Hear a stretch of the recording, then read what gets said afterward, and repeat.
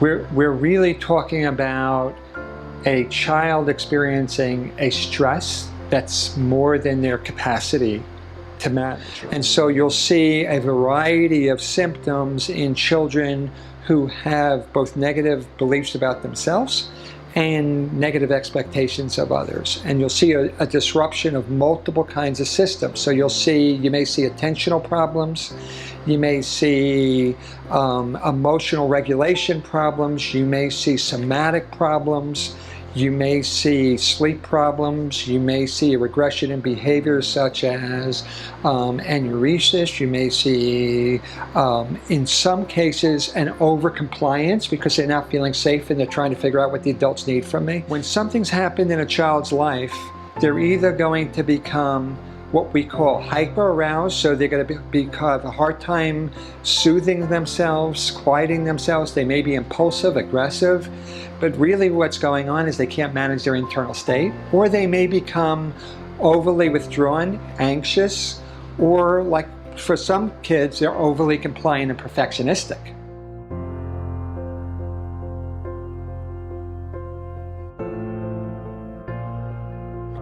So the first thing I need to do is breathe. Number one is a well-regulated adult is going to be the most beneficial no matter what's going on with the child. So I've got to figure out, do I have that capacity in myself or do I need to get with somebody to help me regulate? Then I need to, with the support, evaluate, are the interventions I'm doing in class responsive to this child, and are they developmentally sensitive?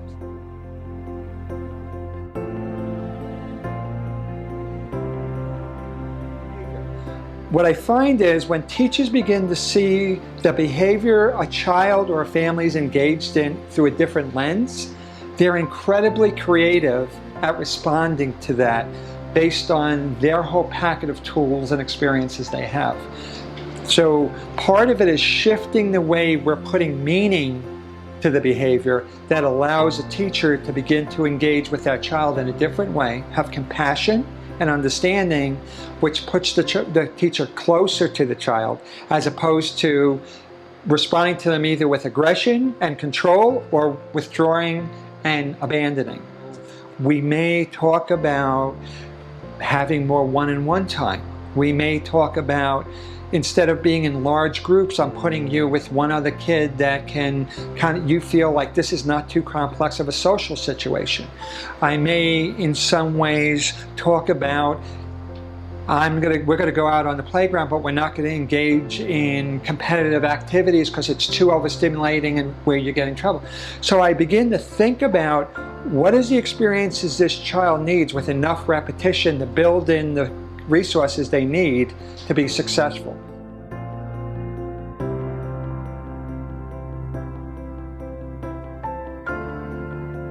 Especially for traumatized kids, because most of them have grown up in chaotic environments and they spend a good deal of their time scanning the environment for potential danger. So if I have something that's predictable, safe, consistent, I can relax some of those hypervigilant kind of ways of being in the world and then use those resources to learn and grow. So the earlier we can identify this, the better we are. And where best to identify this than a school setting in which teachers are with children 6 hours a day. And if they can identify and feel like if their voice is heard and we can respond, we're going to in some ways begin to create a much healthier community that allows children to express their potential.